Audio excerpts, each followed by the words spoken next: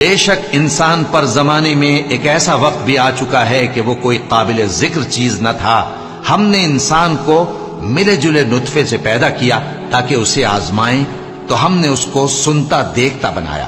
یقیناً ہم ہی نے اسے رستہ بھی دکھا دیا. اب خواہ شکر گزار ہو خواہ ناشکرا. بے شک ہم نے کافروں کے لیے زنجیریں اور طوق اور دہکتی آگ تیار کر رکھی ہے.